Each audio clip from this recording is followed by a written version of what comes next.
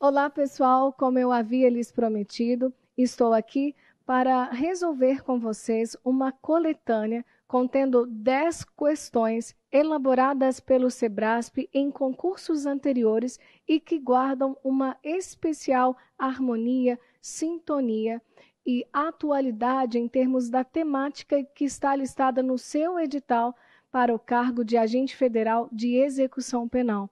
E observem que essas questões, tal como está listado no seu edital, prevendo para sua prova objetiva, nós vamos enfrentar o julgamento de itens que devem ser julgados como certos ou como errados.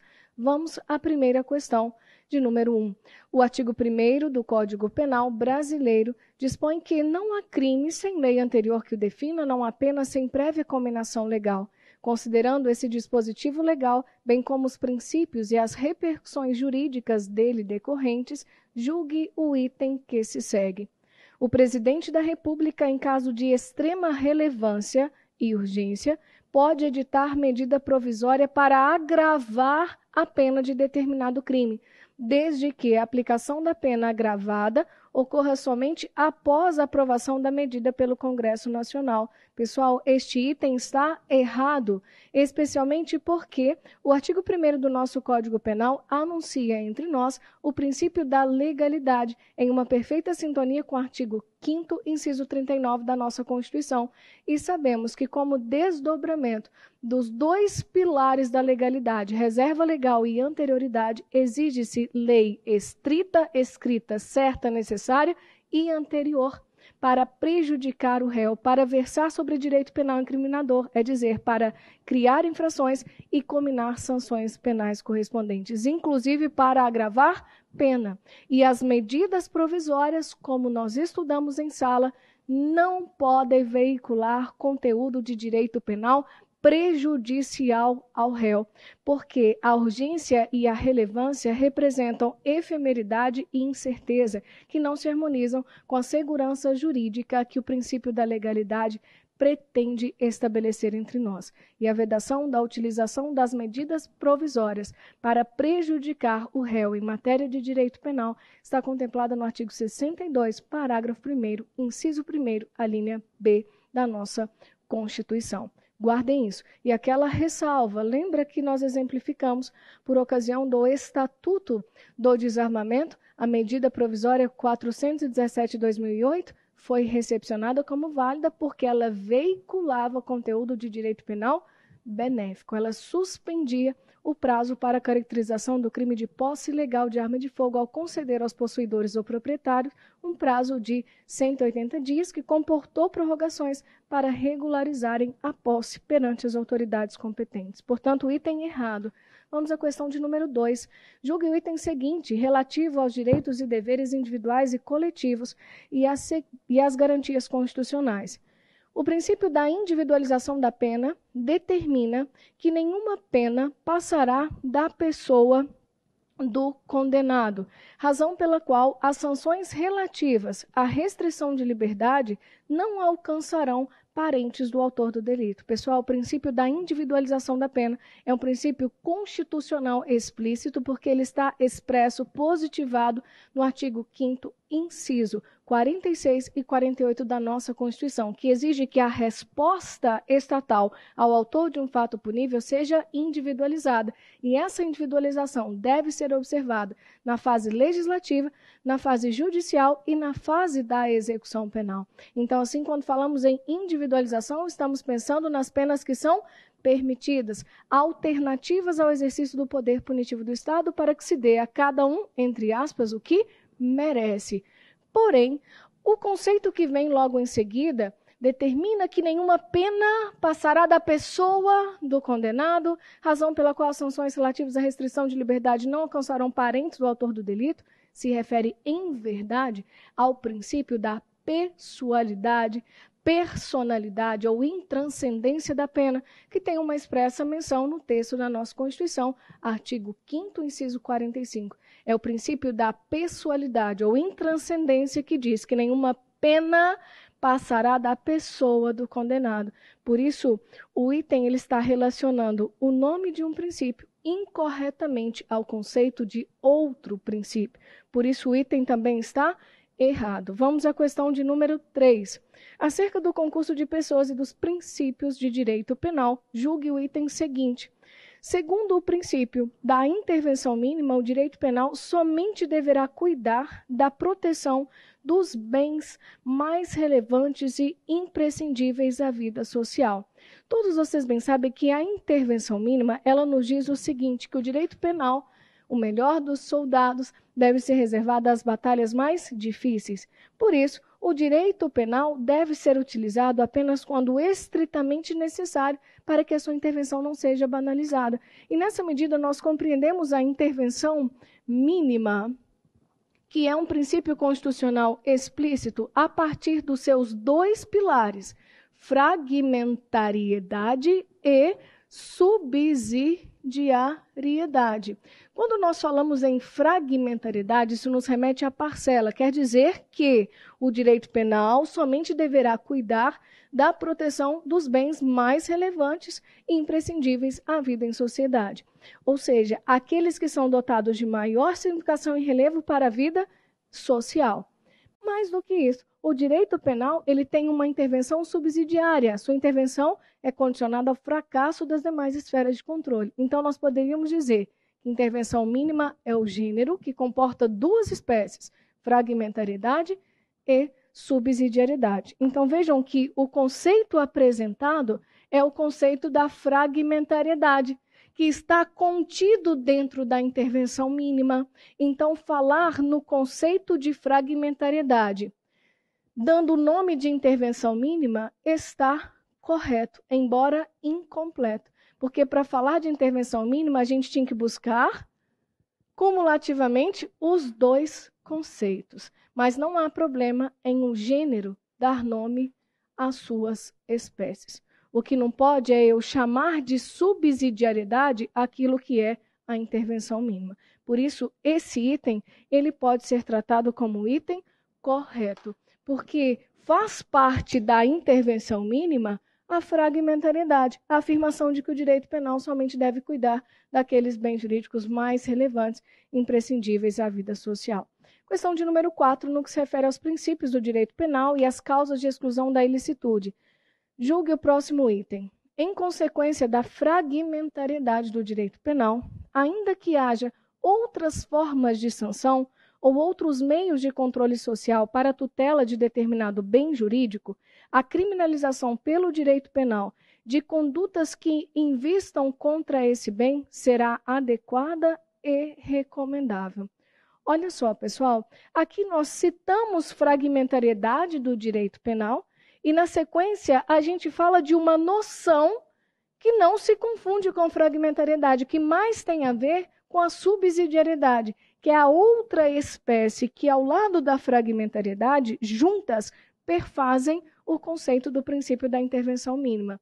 Então, é nessa medida que a gente vai corrigir este item. Em consequência da fragmentariedade, ainda que haja outras formas de sanção ou outros meios de controle social para a tutela de determinado bem jurídico, a criminalização pelo direito penal de condutas que invistam contra esse bem será adequada e recomendável. Pelo contrário, não será adequada, não será recomendável, em consequência da subsidiariedade, que nos diz que o direito penal é o soldado paladino, é para nós a última rácio, a última trincheira no combate aos comportamentos indesejados. Então, se outros meios de controle social vão tutelar aquele bem jurídico, conseguem protegê-lo de modo eficiente, o direito penal sai de cena. Portanto, este item também é um item que está errado.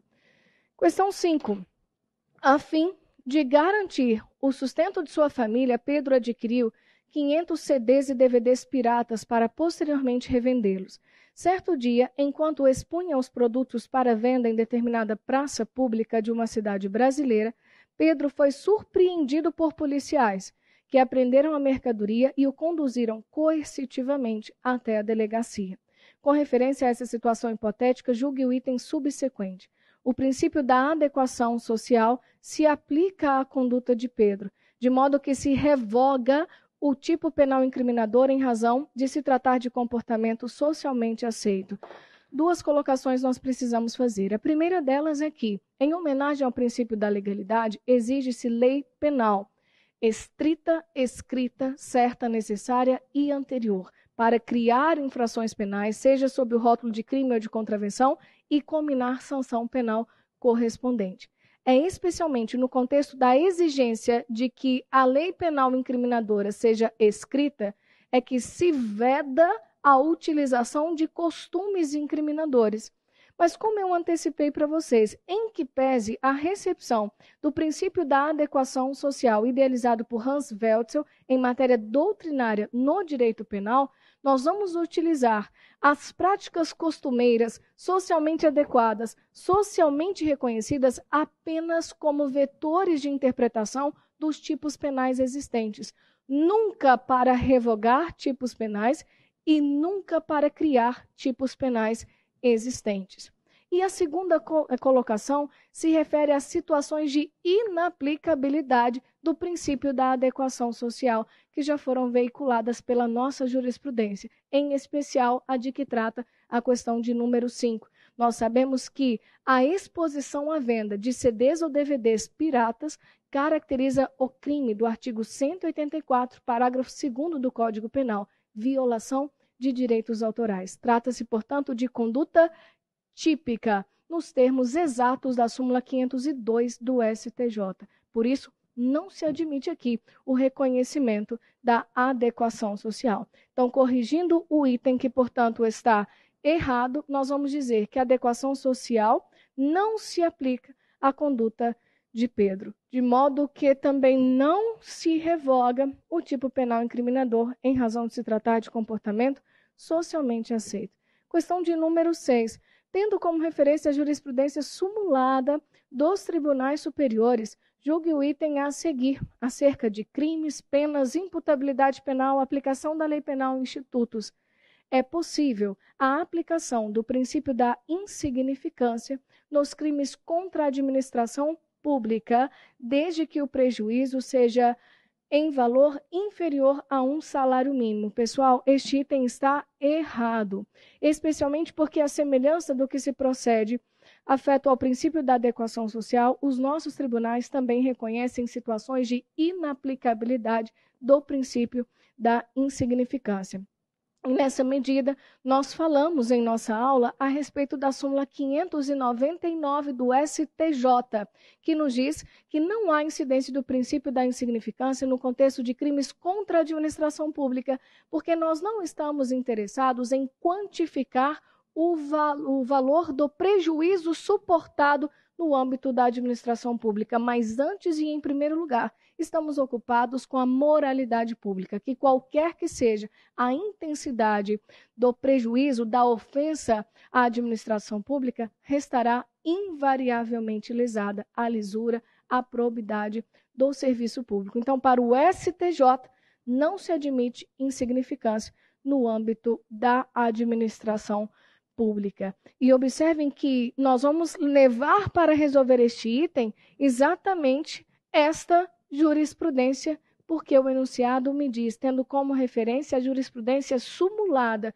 e a súmula que temos é no âmbito do STJ, para não admitir insignificância em crimes contra a administração pública. Porém, aquele parênteses, aquele cuidado que a gente precisa ter.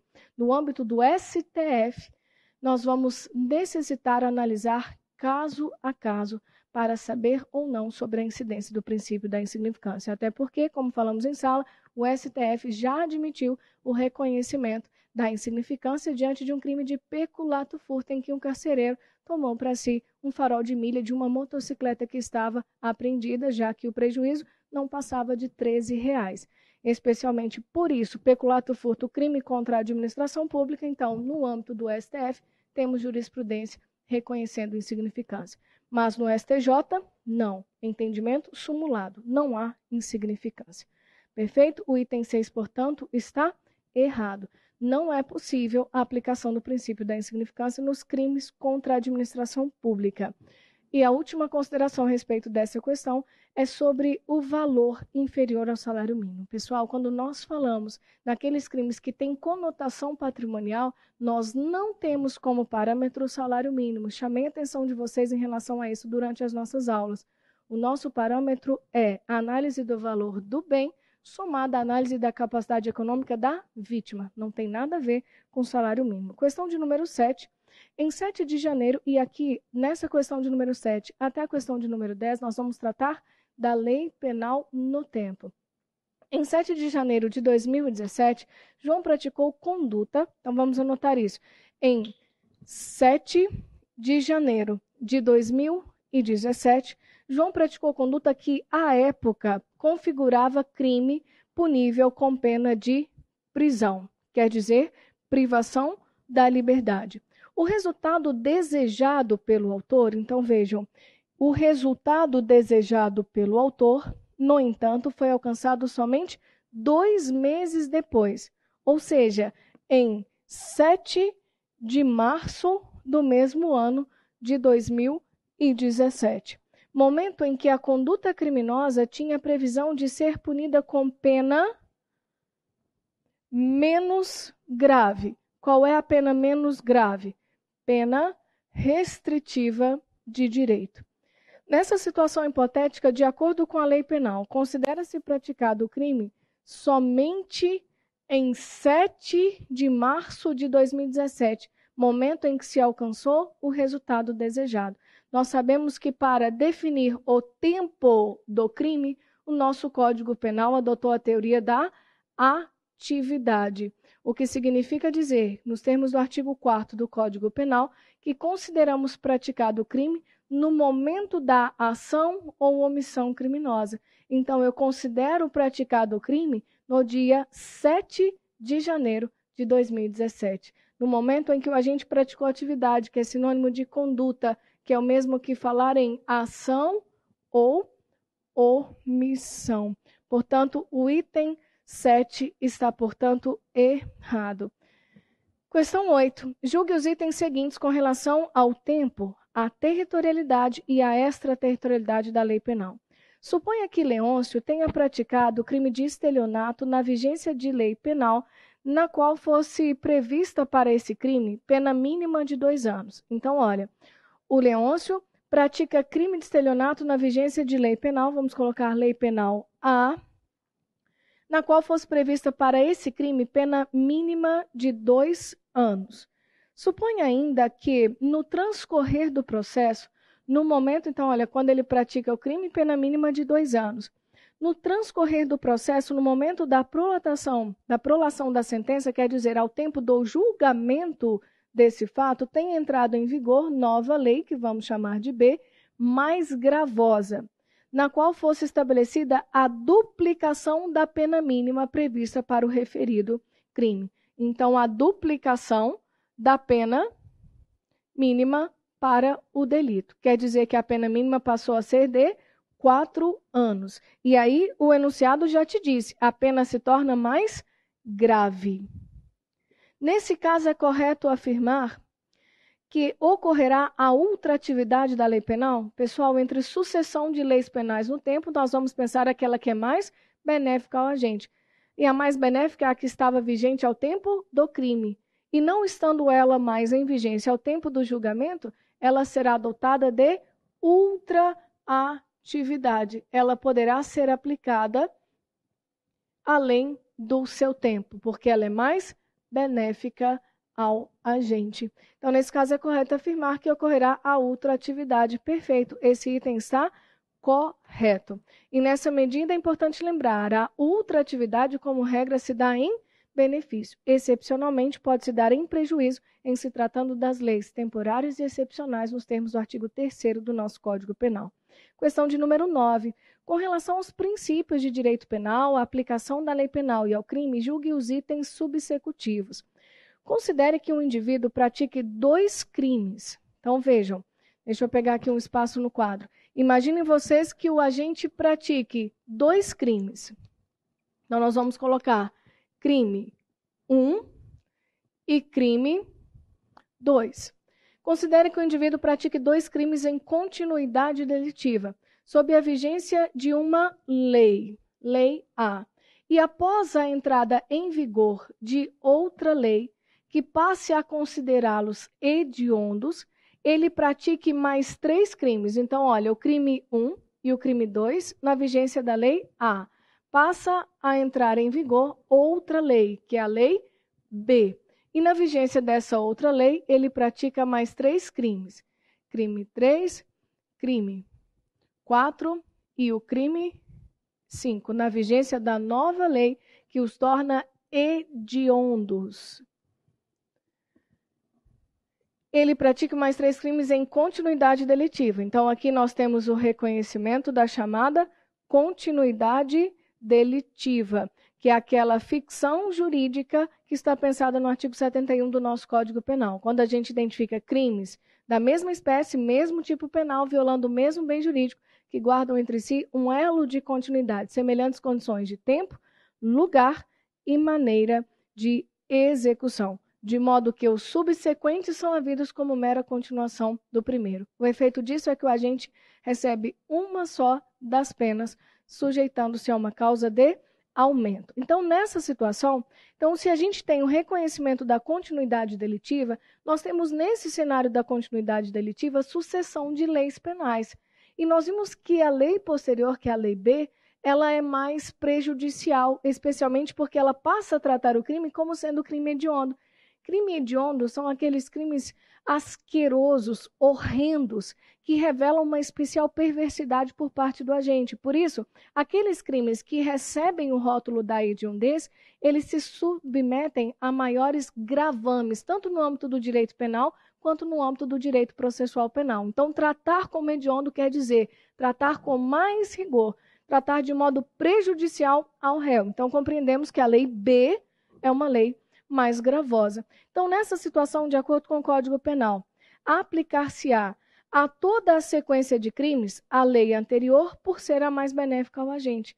Olha aqui, nós temos uma ressalva que fazemos, lembram, no que se refere à sucessão de leis penais no tempo, em se tratando de continuidade delitiva e em se tratando também dos crimes permanentes, porque nós temos uma súmula. Vocês lembram? É a súmula 711 do STF, que me diz que a nova lei penal, ainda que mais gravosa, aplica-se ao crime continuado e ao crime permanente, se a sua vigência é anterior à cessação da continuidade delitiva. Então, vejam, 3 crimes foram praticados na vigência da nova lei, que é mais grave. Então, essa nova lei é que vai reger todo esse cenário da continuidade delitiva, em que pese a existência de uma lei anterior mais benéfica, porque em se tratando de continuidade delitiva ou de crime permanente, a súmula 711 do STF é expressa ao anunciar que se a nova lei, apesar de mais grave, se entrou em vigência antes de cessar a permanência ou continuidade, ela vai reger toda a hipótese concreta. Por isso, esta afirmativa do item 9 está errada quando diz que, de acordo com o Código Penal, aplicar-se a toda a sequência de crimes a lei anterior por ser a mais benéfica? Não.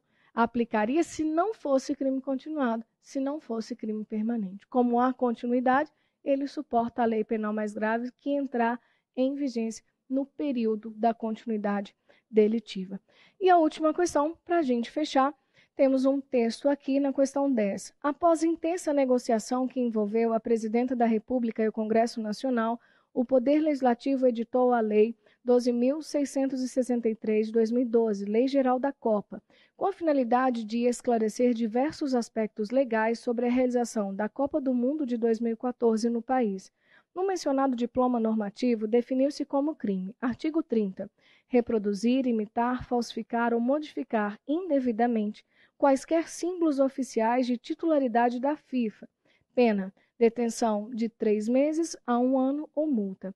De acordo com o artigo 36 da Lei Geral da Copa, os tipos penais nela previstos terão vigência até o dia 31 de dezembro de 2014. Então, vejam, trata-se, portanto, de lei penal temporária. Tem um tempo certo para o início e o término da sua vigência. Então, os fatos por essa Lei Geral da Copa tipificados, tratados como crime, só serão considerados criminosos se praticados durante o período do tempo de vigência dessa lei temporária, ou seja, até 31 de dezembro de 2014.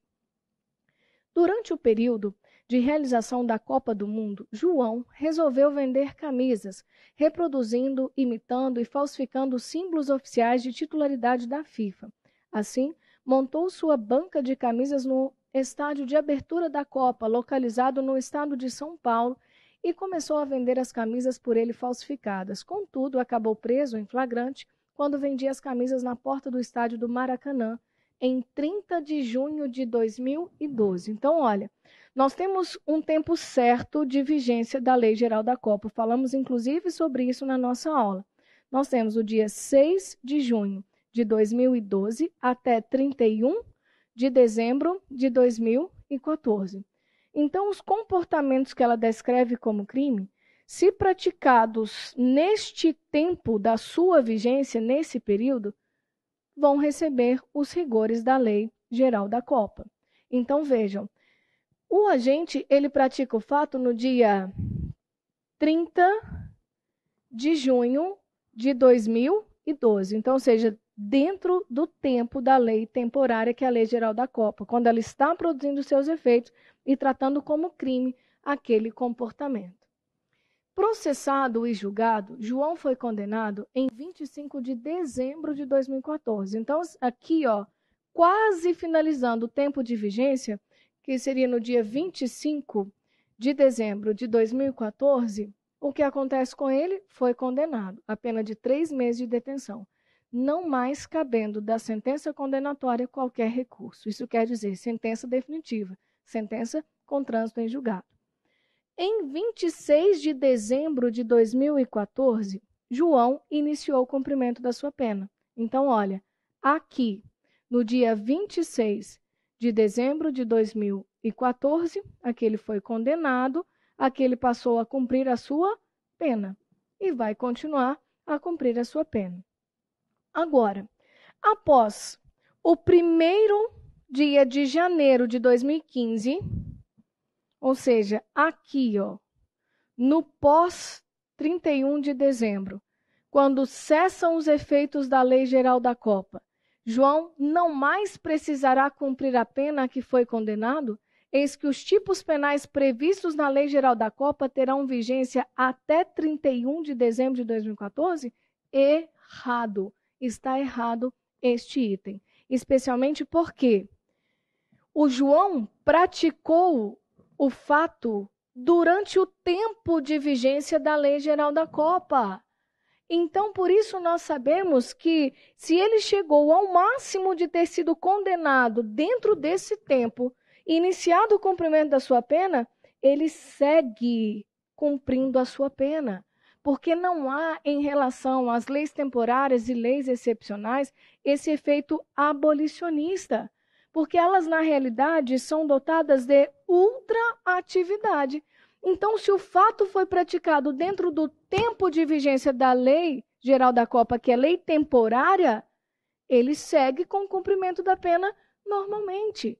A cessação dos efeitos da Lei Geral da Copa não significa dizer que o fato praticado ao tempo dela foi descriminalizado. Ela passa a não considerar como crime os fatos que acontecem aqui, depois do tempo dela. Mas os que aconteceram antes continuam sendo crimes e se sujeitam aos rigores desta lei temporária, que é dotada de ultratividade. Tudo isso para preservar a força intimidativa dessa lei. Do contrário, ninguém se sentiria constrangido a dar cumprimento aos seus termos. Pessoal, finalizamos, portanto, o nosso compromisso firmado. Resolvemos, então, as 10 questões que alcançam aqueles temas que estão listados no edital de vocês, como sendo princípios dentro de aplicação da lei penal e que se refere também ao último item, disposições constitucionais aplicáveis ao direito penal, e enfrentamos, ainda dentro da aplicação da lei penal, o estudo da lei penal no tempo. Peço a vocês que, em sendo possível, voltem a essas questões depois dessas considerações e tentem resolvê-las sozinhos, porque a resolução de questões anteriores, especialmente elaboradas pela banca que vai se encarregar da elaboração da sua prova, é um divisor de águas. Te permite testar o seu conhecimento e ir trazendo harmonia e sintonia na sua preparação. E eu espero continuar contribuindo até o grande dia da aprovação.